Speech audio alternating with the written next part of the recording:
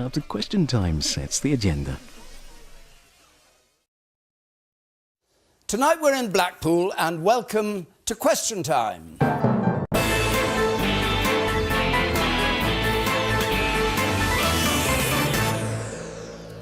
And with us on the panel tonight, the former Chancellor of the Exchequer, Home Secretary and everything else you can think of, an MP for 47 years, no fan of Brexit, Ken Clarke.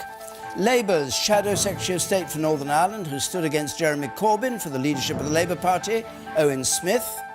The former leader of UKIP, who led the campaign for a referendum on the EU, Nigel Farage. The businesswoman, politician, former winner of The Apprentice, Michelle Dewberry. And the television presenter, Radzi Chinyanganya, Blue Peter presenter, just back from Seoul, where he was covering the Winter Olympics.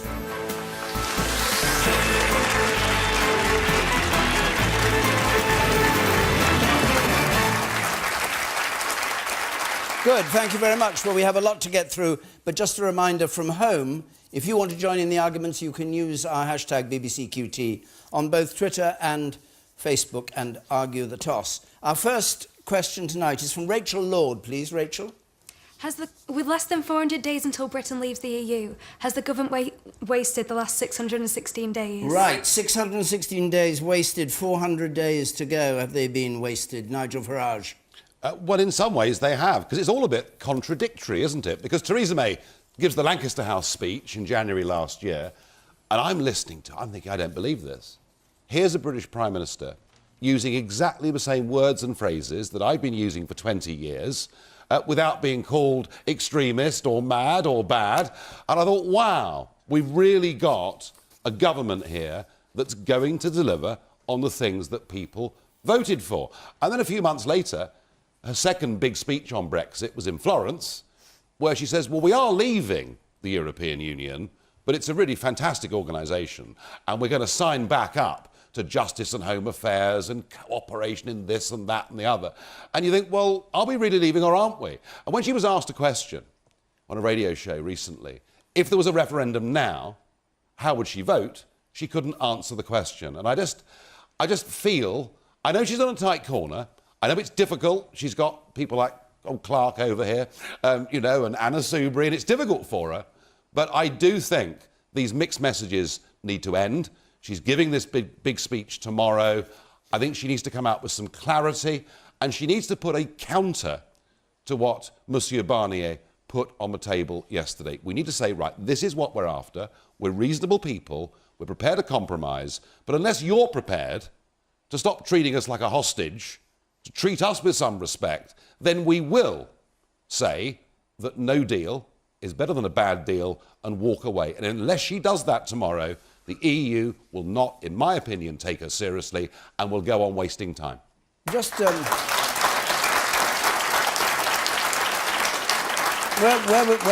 would you compromise? I thought Brexit meant Brexit to you, of all Brexit people. does mean Brexit, but of course there are compromises. I mean, you know, we need to talk about the financial settlement, and if there's a couple of bob we need to pay them, we'll do it. I mean, things like that will be reasonable.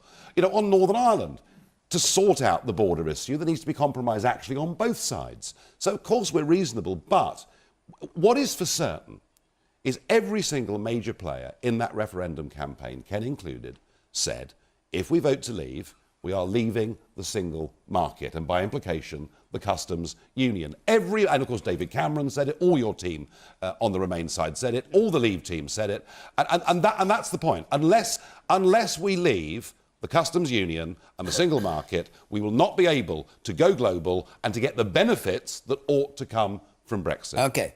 Ken Clarke, then. Back to the question, have the government wasted the last 616 days with only 400 to go? Well, there have been mistakes, because it was a mistake to invoke Article 50 before you were ready to start. And that was because some of the Eurosceptics were getting rather paranoid, as they still are. They're going to be cheated somehow. It's still not going to happen. So this was meant to be a flagship statement, and we weren't ready to negotiate anything. Is that why you voted against it? I voted against it because I stuck to my lifelong convictions as a believer in the European project. I think... regardless of what the British public voted in the referendum? I made it quite clear that I thought it was not a suitable thing for a referendum. I thought it was absurd to have one day such a broad question with hundreds of complicated questions below, and that's the problem now. because nobody actually debated what's going to be years of quite complicated negotiations. Nobody addressed what leave would be. Nobody thought leave was going to win. Nigel didn't. I heard him cheerily on the night of the count. He was more or less saying the struggle continues and went to bed, and then was amazed, as Boris was shocked to discover that they had actually won. And nobody had actually even begun to think through that what we're doing, if we follow this decision, is actually taking apart over 40 years in which we've actually prospered, done well, been quite a prominent country in a rules-based international order, a globalised economy, a major free trade system. Our role in the world is one of the major players in the EU. That's why we're so important to the United States and so on. And our modern economy has been based on this. And now all this we have to go through item by item. The problem with the debate is, like all trade treaties and political treaties, it is so complicated, you don't normally have a public debate about it at all. I mean, the technocrats who negotiated and a few anoraks in the House of Commons and the people in the CBI and in the trades unions are usually the only people who get into this kind of picture. So time goes by and people want an instant, simple solution and it's not going to happen. Optimistic, are you? In 400 days the thing will be sorted? I think there's the slightest chance of our having arrived at the final destination in 400 days. I think we need a transition period of at least 2 years and as long as it takes to actually have grown up, sorted out details of what the new relationships are going to be that don't disrupt some people's business or don't disrupt some of our industries or services and so on. Behind all the passion about Brexit, there are an awful lot of things important to our society, important to our jobs, our investment, also our security and our environment and other things have to be sorted out. So 600 days, it's a pity we haven't made further progress, but there we are. Michelle Dewberry. Well, so firstly, I agree with you in the sense of there was no plans made, I don't think, to consider the outcome of Brexit. And I think that was absolutely disgraceful. And you say that, Ken, though, as though it's someone else's responsibility to have done that thinking. I feel very strongly that the government let us down by not even having a plan for Brexit when it happened. I do.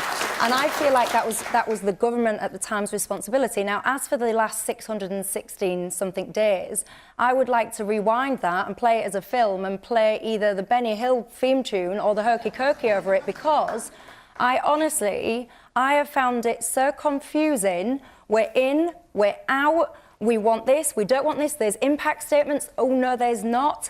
You know, it's now become something where there's so much political posturing, almost like people are trying to get political personal gain, instead of coming together, respecting the referendum result, and looking at how do we implement this for the greater good of the country in the future, not for the greater good of a person's political career going forward. Let me come to some members of the audience and see what they think. What do you think about the way it's going? You, sir, yes. I would say, just to concur with what Nigel was saying before, I think the United Kingdom currently, there's never a time like the present where we need a strong leader, whoever that is. And unless somebody at the top can show some teeth, because I've not seen it myself yet, it's as you say, we're just getting mixed messages all the time and no clarity whatsoever. Who would you like to see leading this? I don't really care who leads. I just want to see a strong person. All right, and the person up there at the very back, yes. This is the whole problem. If it had remained a common market, which was what it set out to be before I was too young to vote in or out, it was a common market. Yeah. People wouldn't have an issue with that if we had a common market where we all traded together and a security arrangements. But it's got far too complicated, as it's showing by how complicated it is to unravel. It's going to take ages and ages to unravel and unpick it and decide what we do want and what we don't want. Are you dismayed by that? Yes. Yeah. Owen Smith. I don't think they wasted it so much as they've been scrapping amongst themselves, because this is incredibly complicated. And, you know, Michelle is right, the government hadn't prepared properly. Nigel definitely didn't think he was going to win. He was clearly delighted that he did win. But I tried damned hard. Yeah, well, you know, I think you've been extremely influential. I've been very trying. You've been very influential, unfortunately. But the truth is, it's incredibly complicated. The lady there said that, she wished we were still in the common market. Well, common market, the modern equivalent of that, is effectively staying in the customs union and the single market. But the Tories don't want to stay in the customs union. They don't want to stay in the single market, they say. They thought we'd sorted out what we were going to do on transition. Ken talks about a 2-year period being needed for that. Now we're not even sure what they're going to do for transition. Northern Ireland, that I'm responsible for and has obviously caught all the headlines this week, nobody given any thought of that. Nigel didn't talk about it. Nobody really knew how we were going to maintain the Good Friday Agreement and an open border in Ireland. And so we are, after the referendum, trying to sort out these incredibly thorny issues, and it is going to take a long time. And it isn't helped, frankly, by people like Nigel saying, get on with it, we've got to deliver it tomorrow. And he's doing that, of course, for his political purposes. He's doing that because he believes it gets him back in the spotlight. The truth is, we've got to get it right. We voted to We've got to get it right. But we didn't vote on all of those separate, complex issues. That every major single player, market, customs do you accept union. that every major player on the Remain and Leave side said, if we vote to leave, we are leaving the single market? No. You don't accept that. I saw Daniel Hannan. I saw Daniel Hannan, the Conservative MEP, saying explicitly nobody's talking about leaving the single market. I saw Owen Paterson, who was the Northern Ireland Secretary, saying explicitly nobody's talking about leaving the single market. They are two of the leading Brexit I said campaigners. major players. OK, Radzi, what's your I have view? to say...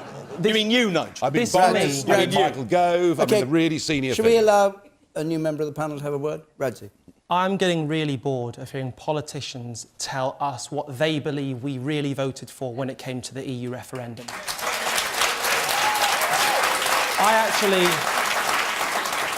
I spent 1 month in Pyeongchang working at the Winter Olympics. I came back and it feels like nothing's changed whatsoever.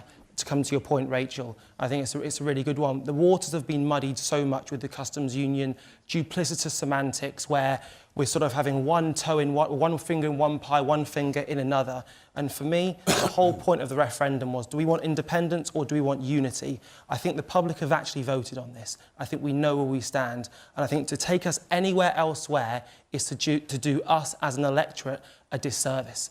And actually, I think it's undemocratic to question the will of the people, regardless of which way you voted. We know the direction of travel now, and let's actually move in that direction.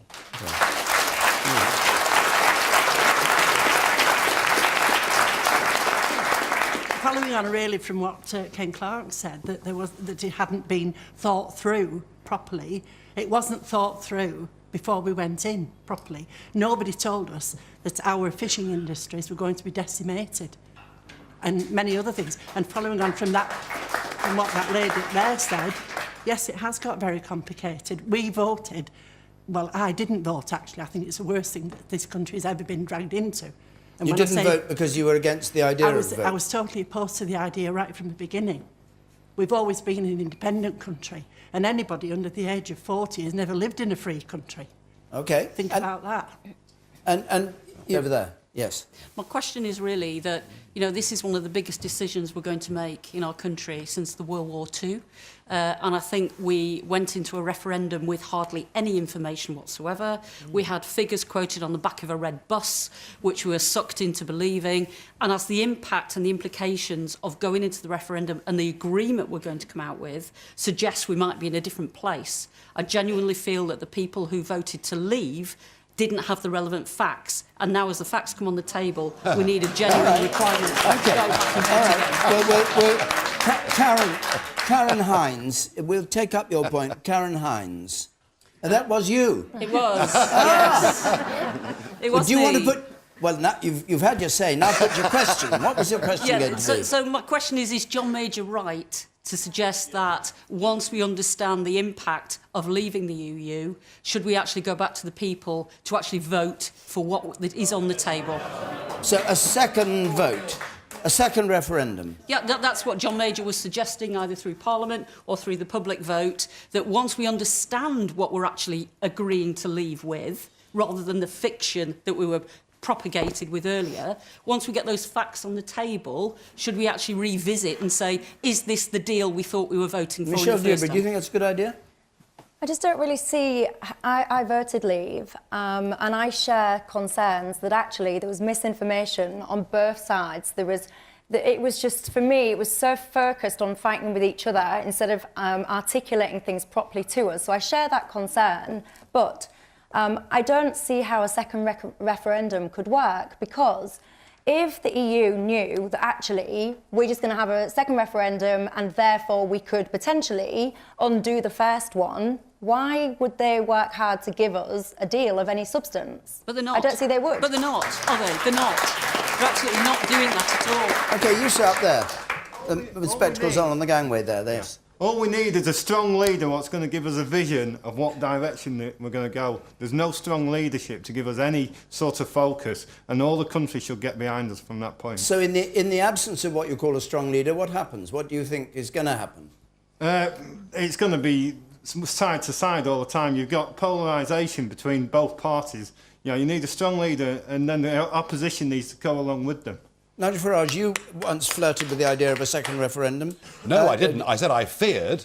I feared, all right, because there is a great Brexit betrayal going on, that Parliament may force a second referendum upon us. I pray they don't, but I do fear, and I think some of the people on this panel would like a second referendum. I think you did say you wanted a second referendum. It was his policy. You know he'd like one because he said he wanted one. Of course not. But the point is... You said you wanted one. No, the point is, I don't want a second referendum, but I fear it. And John Major, you know, for John Major to say, and they're all doing it, any of you here that voted Brexit, you're thick, you're stupid, you didn't understand what you're doing. And we're sick to death of insults from people like John Major. We knew exactly what we were voting on. We voted to become an independent country. Full stop. All right, that's what we voted on.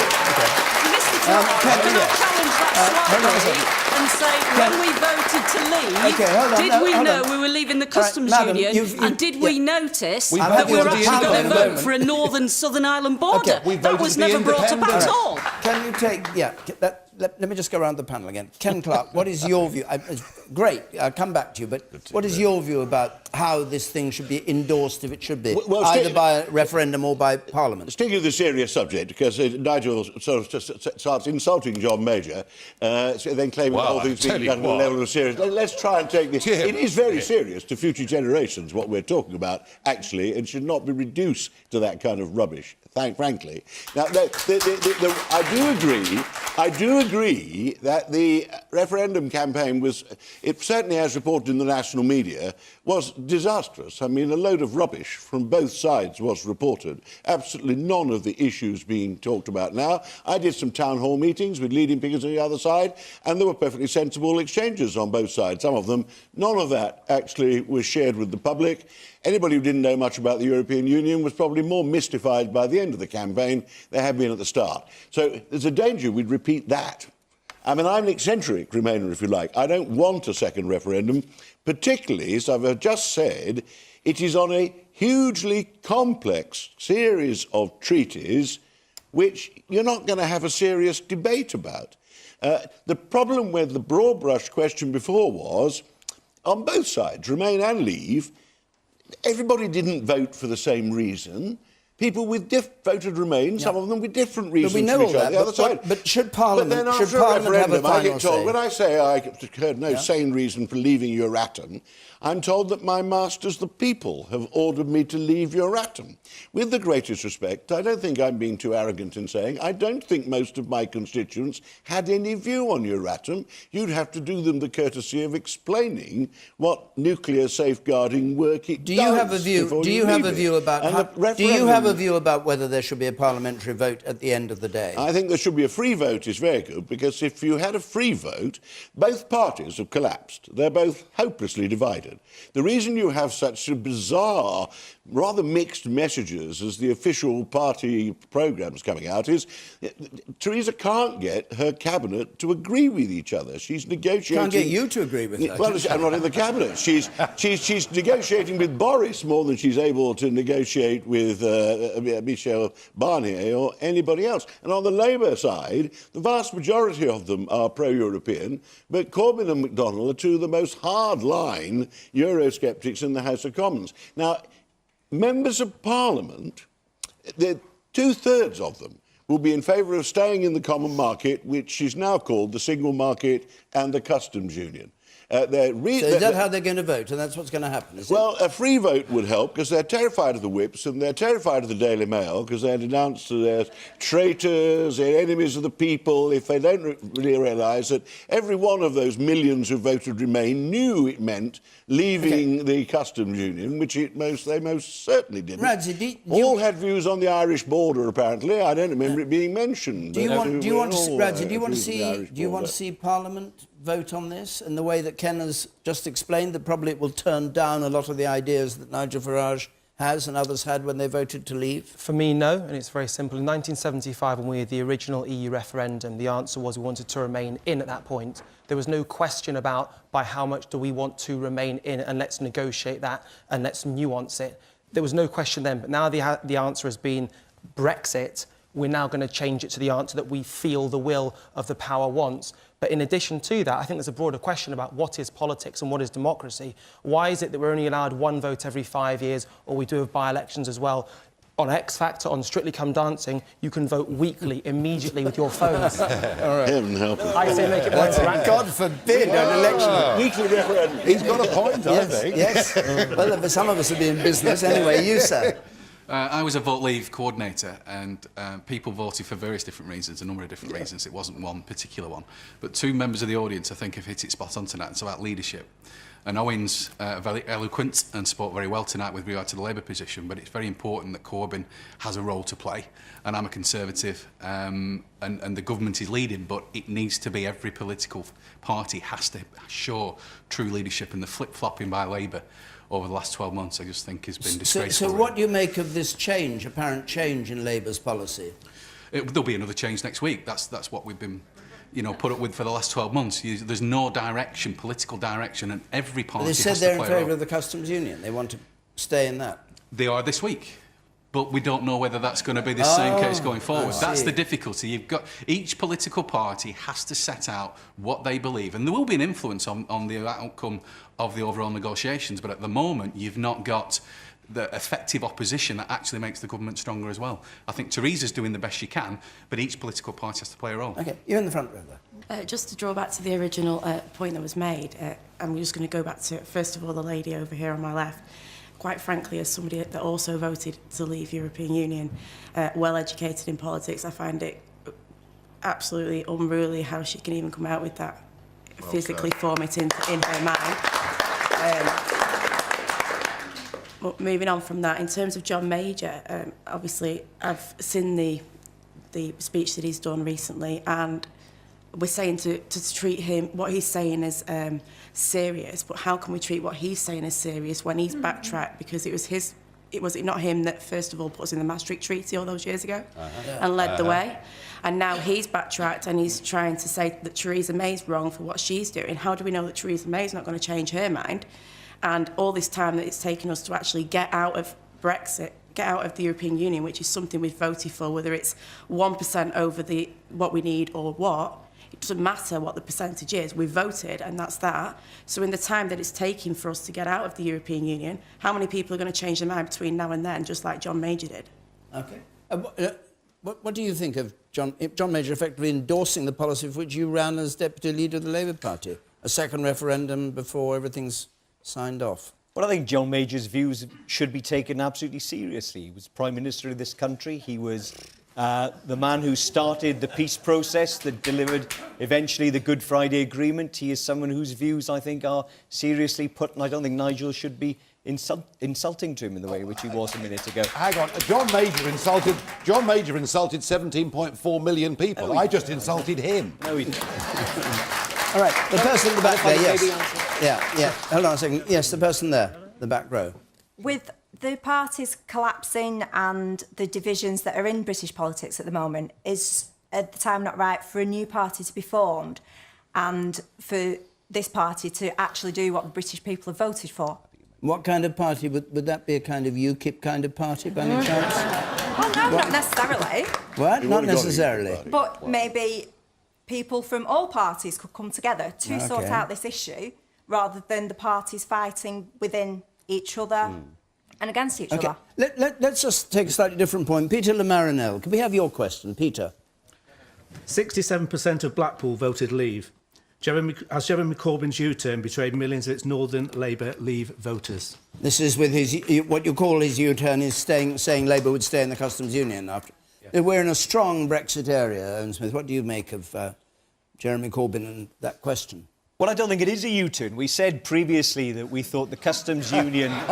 we said previously we thought the customs union should be an option that the Tories should be keeping on the table. And the major reason we thought that was about the prosperity of this country and the need for us to trade with our biggest trading partners, the European Union, with whom we do almost half of our trade, and because taxes and tariffs would damage the incomes of people in the northwest and elsewhere across Britain. But also because it's the one way in which we can try and guarantee that we keep the border open in Northern Ireland, between Northern Ireland and the Irish Republic, that is so important to the underpinning of the Good Friday Agreement. And all Jeremy has said this week is that we've now decided that we will negotiate membership of a customs union in order to achieve those two important things, and that the Tories, who've ruled out staying in the customs union, are therefore creating the problem that they cannot solve at present of the border in Northern Ireland, and unfortunately on their own sums are condemning this part of the world, if we had the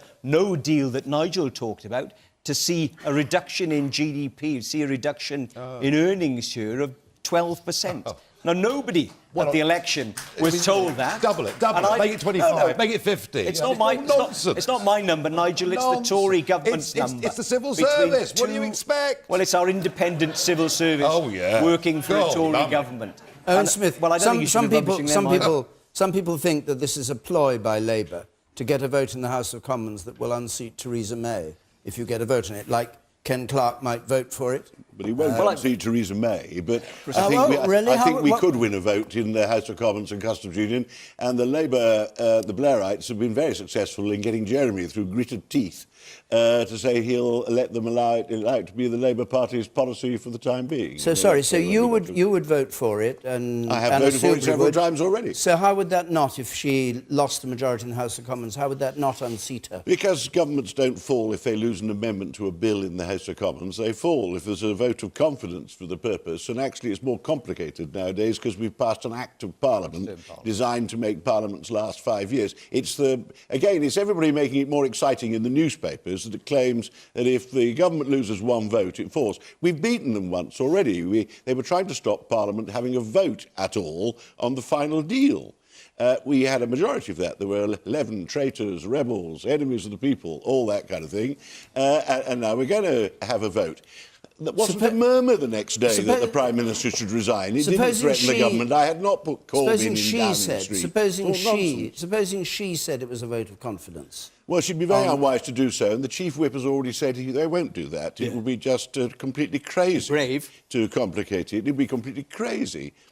I mean, this exasperation is being felt all over the country, I think, with this process, and I'm afraid I warn you, we haven't started the serious negotiations yet. You're going to have years of this. How we will maintain a public debate about it, I've no idea. In the modern world, 60% of our trade, if you count all the EU deals that we're members of, 60% of our trade is in trade agreements. In the modern world, countries like ours trade with other countries with trade treaties. I'll do just that one point.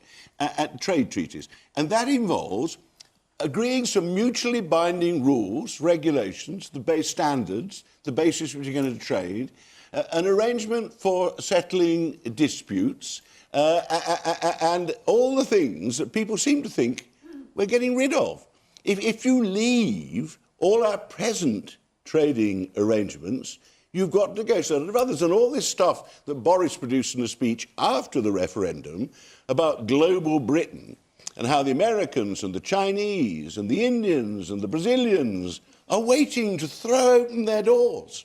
Come in, Britain, no rules, you make your mind up how, what you want to sell, no conditions. This is all a fantasy world. We are going to leave. The political they're not countries all over the world. Unlike you, I've been involved in trade negotiations. I've been in business. Do you think you're going to get a quick trade deal with China or with the United States? You're living Negative. In cloud cuckoo. Your Negative. foreign secretary is living It has to be done Your foreign seriously secretary is living because in cloud cuckoo land. It certainly keeps coming out with a lot of rather comic remarks, I must say. I mean, it's Boris is very good at. But I think both Boris and Nigel are not frightfully good on the way in which the modern globalised economy works, and thousands of jobs in this country and our future prosperity depend on being successful I have in a to stop you globalised because I want to hear economy. from the gentleman up there. Yes, you. Well, I'd just like to say to Ken, you know it is a comic remark, telling people who voted Leave that they didn't know what they were voting for. Yeah. And just in response to the lady down there, I'd like to ask her, what did you vote for? Did you vote for an EU army? Did you vote for Turkey to join the EU? Did you vote for, you know, an EU superstate, you know, an ever-expanding EU state? You know, what did you vote for, or what kind of Remain did you want? Who are you talking to? The lady down here? Yeah, I was talking to the lady who... Oh, yes. who all right. A brief answer. You know, I was going to ask you on the panel, but you can do it from there. Thank you very much. But keep it brief if you would, because we want to move on. Of course, yes. No, I voted to Remain. I didn't vote for Turkey. I didn't vote for all those other things because I wasn't given that option. I voted Remain because I thought that that's the best option for this country in terms of its trade deal, in terms of other things. And I think one of the major reasons people voted Leave was because of migration issue and the people movement issue. But we're not part of the Schengen arrangement, so actually we have the right to empower ourselves not to have the level of immigration that was causing quite as much concern as it was. So we had that power within our own hands anyway. All right. And the woman in the fourth row there, 1, 2, 3, fourth row there, yes, you. Be brief if you would, because I think we must move on to another point. I just don't understand why we're discussing another vote. It's not uncommon that politicians, you know, don't tell 100% of the truth all the time. At a time where there's so much anxiety... Really? Never. At a time where there's so much anxiety going around and so much fear within what's going to come of the future, do not put fear into democracy. We voted for independence.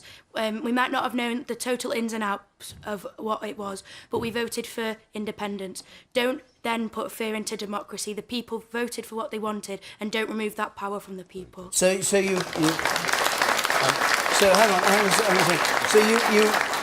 So you trust Parliament to get it right, to interpret what you saw as the vote on Brexit, to get it right? I hope Parliament will get it right. I wasn't of age to vote, but I would have voted Remain. However, the public body as a whole voted to Leave.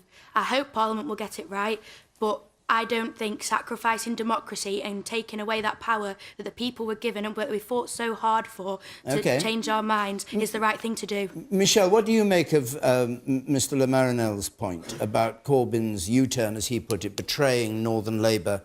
Place like Blackpool that voted 67% Brexit. Yeah, I completely agree. I think it is a betrayal. I think that people voted to leave the European Union, and when we're talking about staying in a customs union, which doesn't even exist at the moment, you cannot...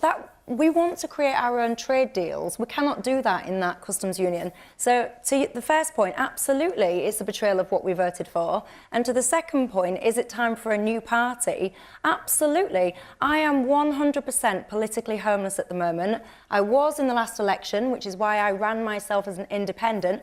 And I feel even more so like that. And I know that there is an awful lot of people like me that do not have anyone to vote for at all.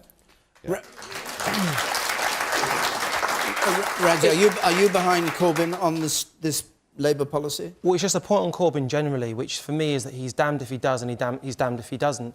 And I feel that for me, Jeremy Corbyn over the last 2 years has had to endure and shoulder a sluice of propaganda, whether it's about his suit, whether it's about the national anthem, whether it's about his friends in Hezbollah and Hamas and all... OK, well, that might be your opinion, but for me, the way he's dealt with it, with honour, with dignity and nobility, that's what real leadership is. I think we'll move on. Can I make a quick point on Very that? quick. Because I know a lot about forming new political parties and how difficult it can be. 3 or 4 times. But you know, Owen, UKIP was a phenomenon. UKIP drew votes from the Conservatives. You said a quick point. But it drew more from Labour. Is what we're looking for. The real answer is yes, Corbyn has betrayed 4 million Brexit voters. But the really interesting question, the lady at the back, if Brexit gets betrayed, there will be a new coming together and a new party in British politics. Of that, I've got no doubt whatsoever. OK. It's a taster. No doubt. No doubt. The Farage party. We'll move on. Just to say, Question Time is going to be in London and Westminster next week, and after that we're going to be in Dover, in the port of Dover. And if you want to come, on the screen are the details of how to apply. I'll give them, as always, at the end. But let's change subjects now and come to something from Carol Henshaw, please. Let's have your question. Carol Henshaw. Is it fair that on 2 occasions planning permission to frack this area was not approved by the council and the government overruled us?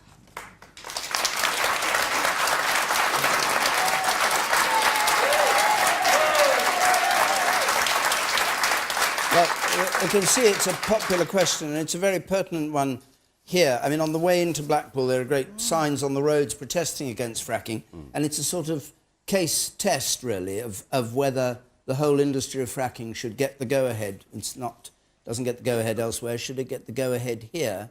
And is it fair? Michelle Dewberry, what do you make of local people saying we don't want it and being overruled? I think fracking, for whatever reason, it is an industry that has completely failed to win over people and to convince people of their arguments. I think people are concerned about safety. People don't want, whether it's earthquakes and big firms denying all knowledge and then admitting down the line maybe it is. I think there's a real safety concern, and until those safety concerns are properly addressed and people understand what's going on, until that point is reached, we've got a problem. And I don't understand what it's going to take, because it hasn't yet happened that industry has managed to get people bought into what they're doing and the benefits of it and address their real safety concerns. So do you think its time will come when it's being handled more dexterously, or do you think there are real dangers and risks in it, like local people here have I think opined? It's something that is still not understood enough to the degree where we can make a proper informed decision about it. And I don't quite understand why. It's a very unpopular industry, and I understand people's concerns here. If it was on my back garden, I'd have concerns about it as well. But I just think that the industry needs to work closely with government regulations and residents to properly communicate what it's doing and to reassure those safety concerns if it wants to get the go-ahead. Nigel Farage, do you think it's right of government to overrule local opinion on this? It's right of government to have concerns. And Michelle's point about a very effective lobby against fracking, and they've been very good at it. They've been very good at putting the fear of God into people. Look, no form of extractive industry doesn't bring some degree of risk with it, whether it's coal mining, whatever it may be. We've been fracking since the 1950s. America's done more of it than we've done. Even we've done a bit of fracking, in this country. What you have in this part of England is the most phenomenal reserve of natural gas, exploited carefully and sensibly. It would not leave great scars on the landscape like coal mining did in many areas, and it would revolutionise the economy of the northwest of England by providing tens of thousands of well-paid jobs. We must be mad to look a gift horse in the mouth. Mad. Nigel, for me... So why is it so unpopular? It's unpopular because people don't like things in their backyard, obviously, and because the campaign's been effective against it. OK, but it works. There's an interesting parallel between the will of the people vote. The will of the people was kicked out in one and not in the other. Mr Farage threw away £39 billion as a one-off throwaway line. How many council houses can you buy for £39 billion? If people here don't want it, that's fine. And they have a referendum on it, they can decide. That's fine. No, all I'm saying is... why not? Well, that shows you how we can modernise our democracy at local level too, doesn't it? Ken Clark. Well, there's astonishing events taking place. You're going to agree. I entirely agree with Nigel Farage. Don't make it a habit, Nigel, the first time I think ever we were in total agreement, and you got loudly booed by the audience for giving the answer, and so my boos are a little more restrained. I join so why are you in favour? Well, because we have had decades of fracking, and all this campaigning about all the dreadful things that are supposed to happen. Your water will be poisoned, you'll have earthquakes and all the rest of it. They did have earthquakes.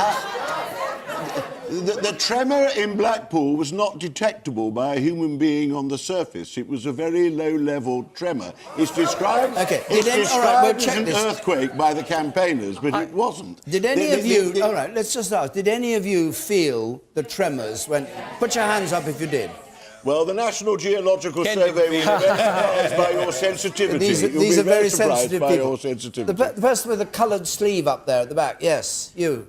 Yes. There's a lot of people peddling mistruths and misinformation, and Nigel is a perfect example of how he obviously hasn't read up, he doesn't know the facts, and I'm absolutely amazed that Kevin Clark doesn't either. I would have really liked to have thought that you could have stopped and read your facts about fracking coming to this area. So why are you against fracking? Well, my main reason is a bit different from the other locals because I disagree with fracking because it's burning a fossil fuel. And I'm so against that. With the environment issues that are pertinent at the moment, what are we thinking of? Digging up more fossil fuels. But as well as that, it's the local people. And the question which was asked and which you haven't really answered is, what about the government overturning the will of the local people? There are many things where of course we have a good local planning system, but in big things of national importance, the government must have a role, particularly nowadays. If Isambard Kingdom Brunel decided he wanted to build a railway line from London to Bristol today, his advisors would tell him he'd be mad going through the planning system because there'd be vast opposition all the way down the line, everybody would be opposed to it. The government had to let him do that. It's called HS2. Yeah. It's called HS2 because they get fought by local people, but somebody somewhere has got to provide the route for major infrastructure projects. We do need runways at airports. We do need to use our own oil and gas reserves. What account do you take of so local on. opinion? Anything or none? You take account of local opinion. And then ignore it. But you don't ignore it, but if in fact the national interest outweighs that, and if the local opinion is just rejecting the advice of, I already mentioned the National Geological Survey, the scientific world about whether there are risks involved in fracking or not, I think a government's entitled to say in the national interest we're going ahead. I could not be more opposed to Ken and Nigel, and thank you very much at the back for raising that point about the lack of fossil fuels. I mean, we talk about well blowouts, we talk about it's carbon intensive, we talk about the fact that it's water intensive, but the bigger issue is that if we are serious about protecting this blue marble that we're on, we need to move away from fossil fuels and actually embrace renewable energy. In this area, there's a lot of wind. Why don't we use it? Thank you. It's Owen's turn. Owen Smith, your turn. I'll come to you, sir. Owen Smith. Well, look, the truth is, Nigel is completely wrong. The benefits of fracking are totally overblown. The volume of jobs will be tiny. The reserves that we have are much lesser than America or France or some of the other places where they have shale gas to frack.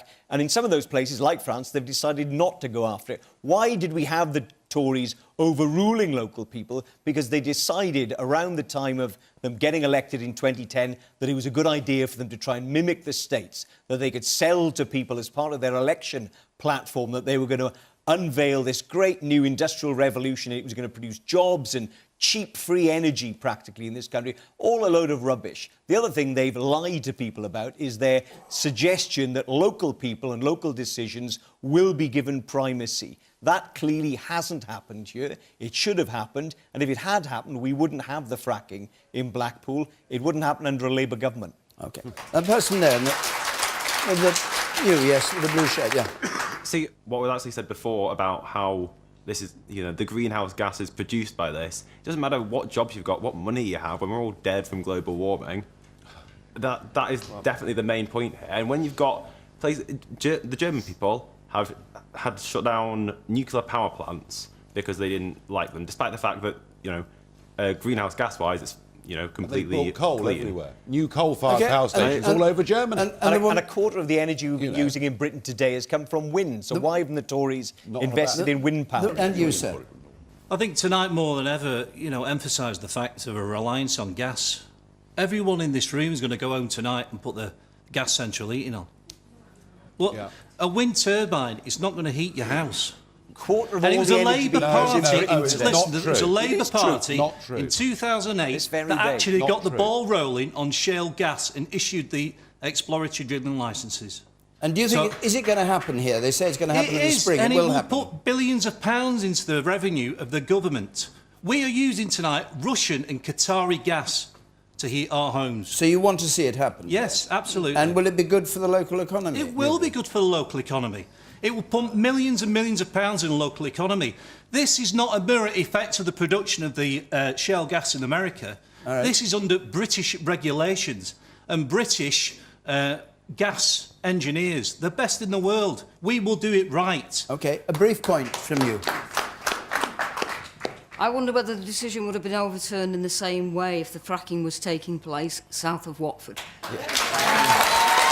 OK. Surrey Hill.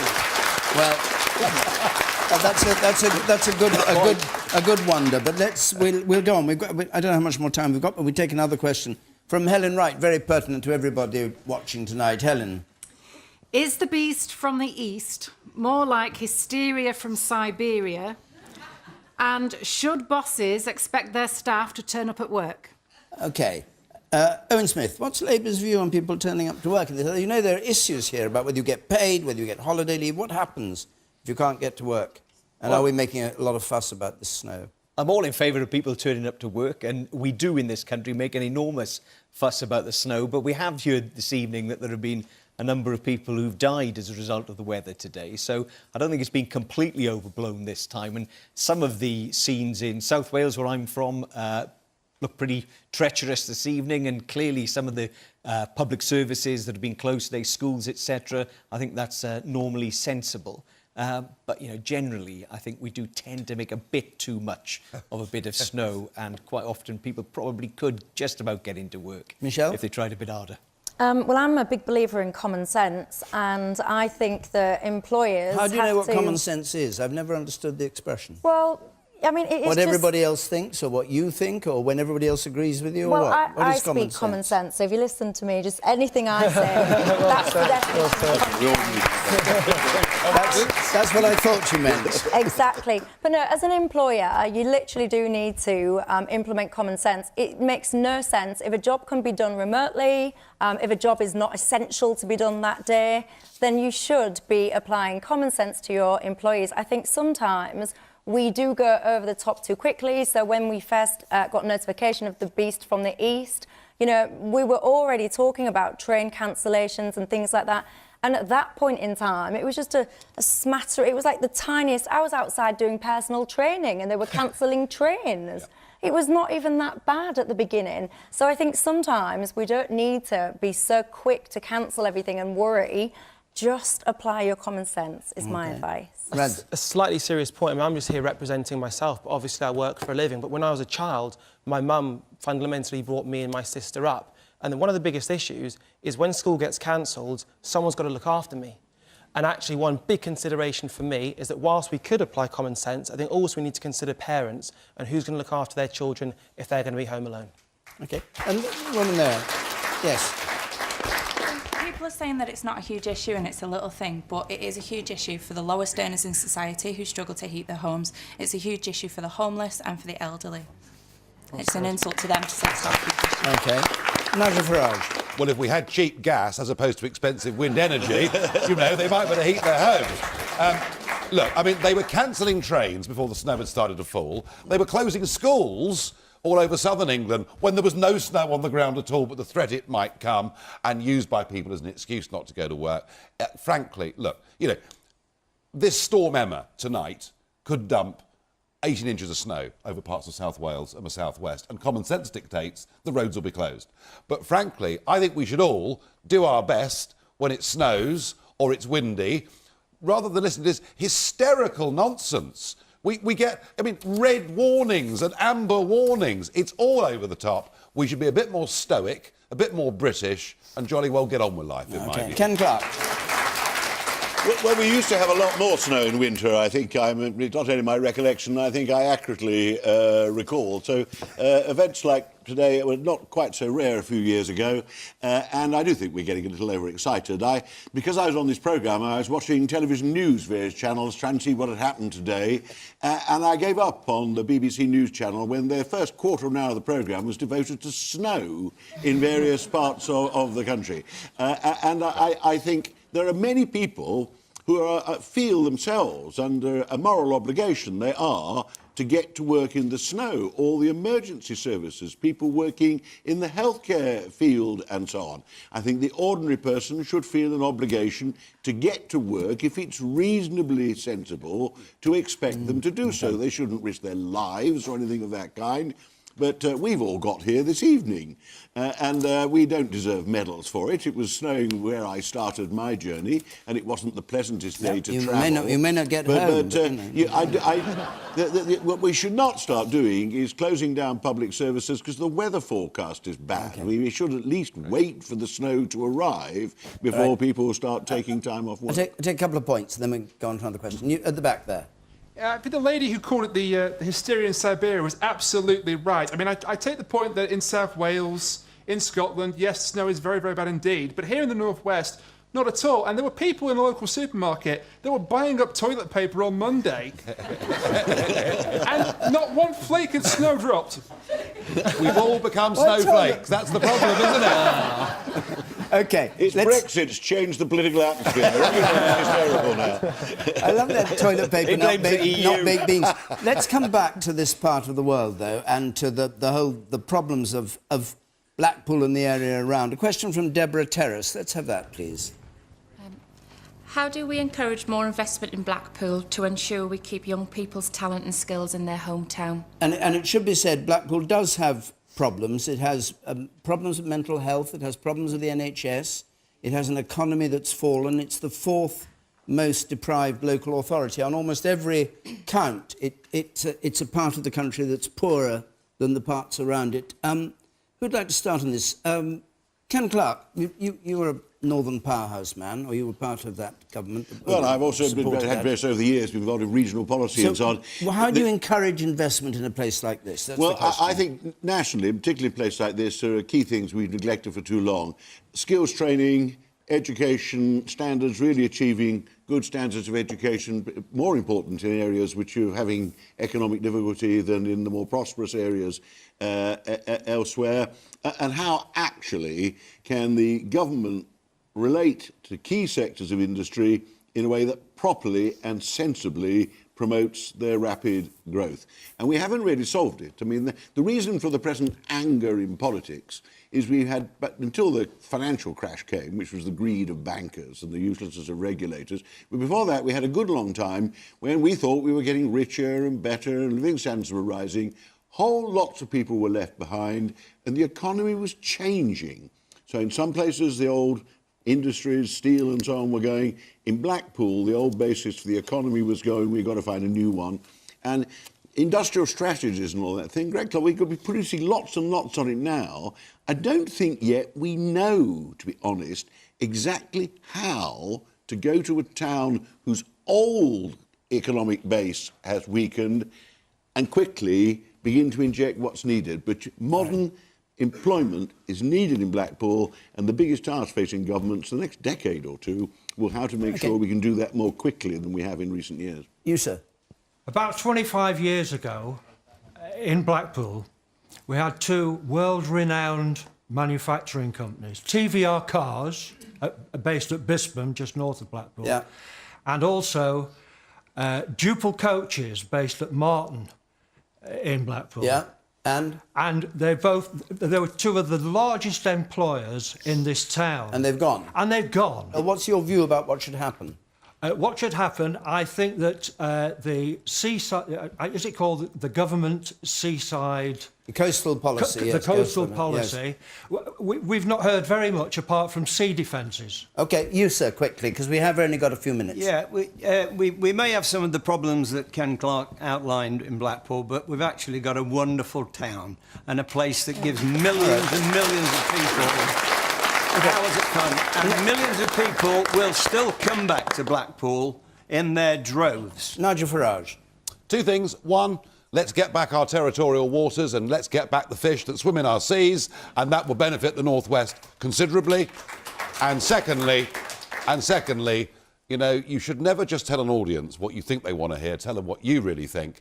You're looking a gift horse in the mouth with the shale gas industry. It will revolutionise the economy of this area. I'm sorry you don't like it. Radzic Ganya. So I come from Wolverhampton. I think very similar problems in Wolverhampton as which happen in Blackpool. One of the big ones is education.